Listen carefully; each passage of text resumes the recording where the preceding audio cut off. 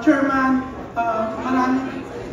maraming nagulat na 5 ang in-announce nyo, pero parang nag-expect naman talaga kami. Kasi last year, 10 na. Tapos we heard na 39, yung final na submit ng entries na ng script. Pero more than that pa raw ang nagbayad para sa magsasubmit sana. Pero hindi pa nakapag-submit. Hindi nagawa makapag-submit. Yes, 39 scripts po ang aming na-receive. Kaya po nag-decide ang executive committee dahil nga po napakarami ng entries, marami pong magagandang pelikula. And kausap po namin SEA or Cinema Exhibitors Association of the Philippines.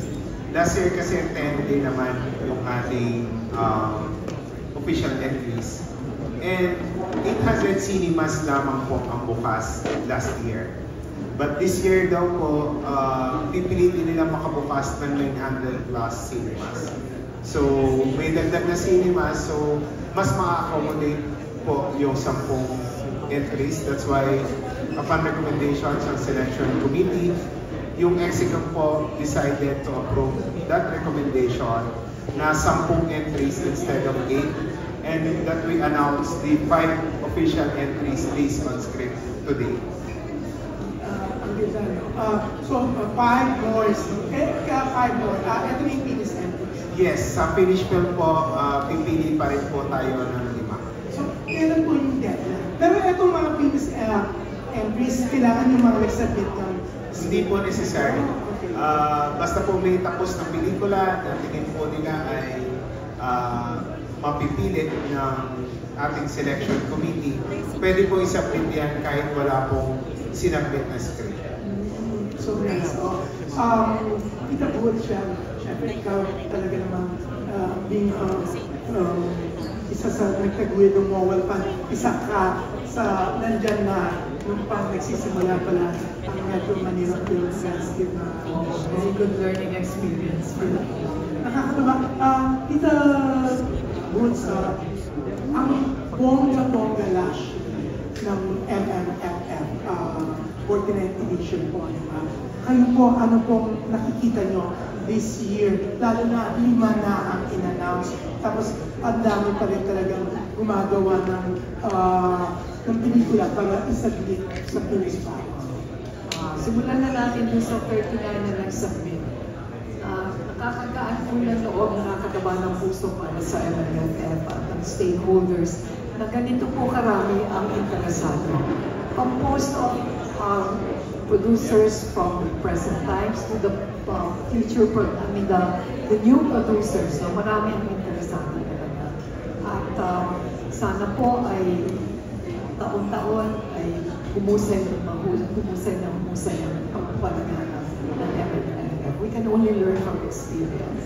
And napatunayan niyo naman last year. So, ngayon pa lang po, congratulations, Chairman and Tita Boots. We're so excited for the Golden Year of the Metro Manila Film Festival. Ito po si Miss Salde Asens, pagkatanong. Hi, Chair. Sure, this year po ba may adjustment sa bayad sa mga sinunod? Since parang massive po yung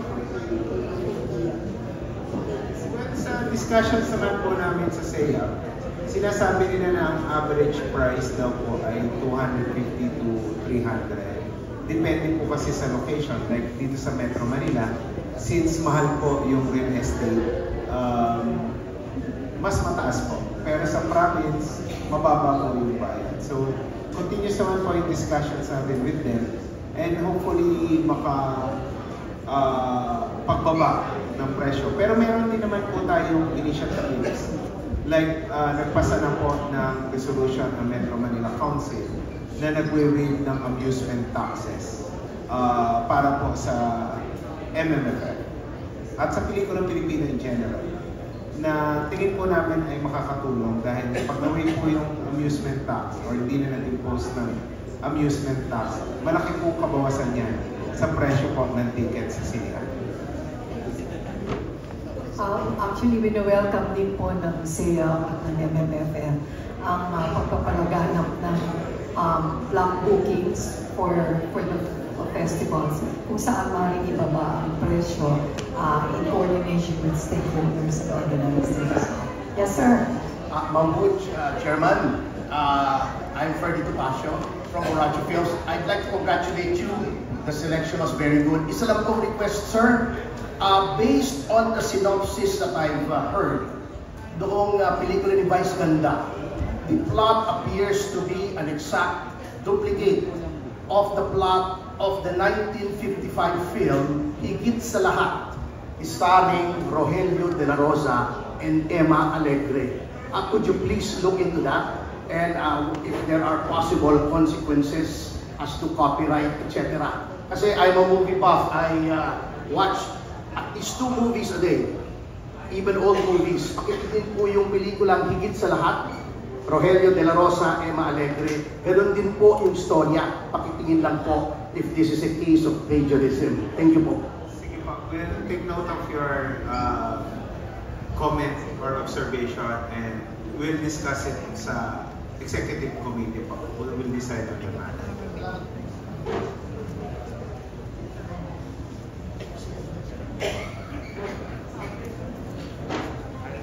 Good afternoon po, Chairman and Tita Boots.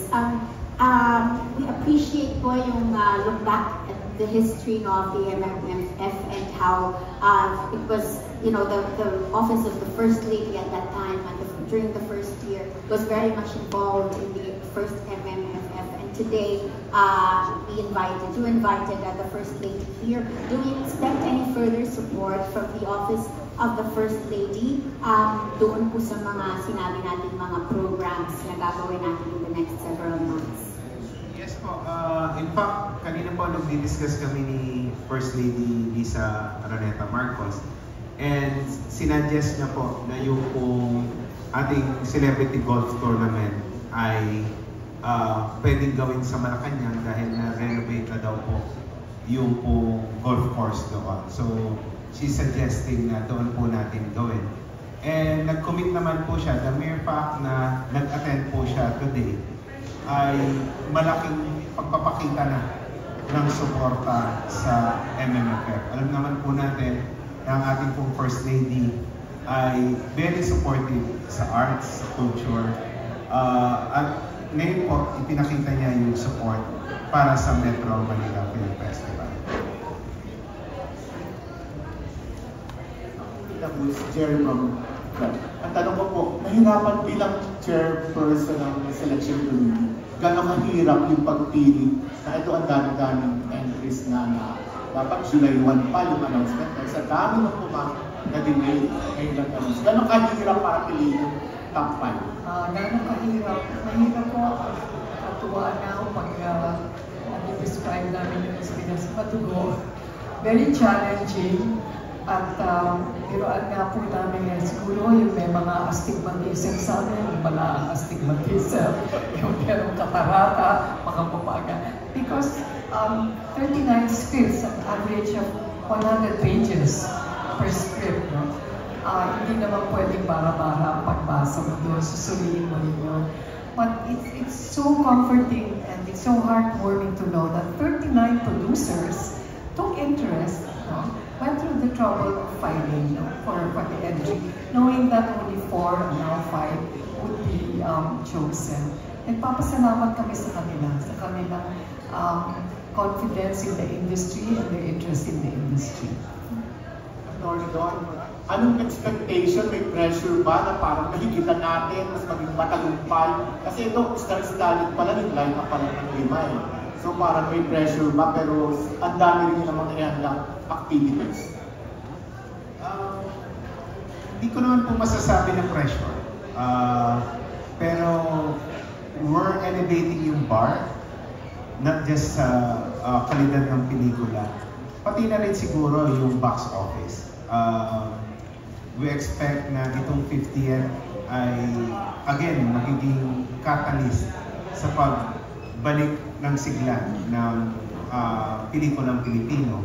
And hopefully, kami umaasa na mapapabalik muli natin yung mga nanood noong nakaraan taon at mas marami, hopefully, ngayong taon na to with the movies na i-offer natin na sinisiguro naman po ng ating selection committee headed by Miss Bounce Anson Roa de Rodrigo na magaganda talaga yung mapili na pag-iinteresan panoorin ng ating mga kababayan. At siguro, with your indulgence, Chairman, hingi po kami ng tulong sa mga kaibigan sa press na kung maaari po ipalaganap po ninyo ang informasyon. As part of the 50th anniversary celebration, ang organization po ng theater owners ay nagbibigay daan po para sa retrospective of the 50 films or selected films among the 50 para po sa public viewing and only for 50 pesos. In this day and age, mahirap na makapasok sa sinyal ng 50 pesos. Kaya nagbigay daan po ang SEA or the Organization of Cinema Owners. And sabi nga po nila, siguradong lugi sila, but we are very grateful to them for this cooperation. Tapos, ito po ba yung sina-50 sa Setyembre na kumbaga celebration ng Philippine Film Industry Month? Ito po yun, ilalabas po sa select movie houses. Pwede po kung attorney doon, parang ito nga sumuporta na si First Lady, marami pa bang gustong sumuporta sa ika-50 taon ng Metro Manila Film Festival? Yes, marami po tayong na-receive ng interest. Nagtatanong kung paano tutulong. Like yung ating mga congressmen na bisita natin, kasama natin kanina, ay nagsasabi na kung nagtatanong kung ano ang kailangan naming suporta sa Kongreso para po mas siguro na mas magiging matagumpay itong MMF.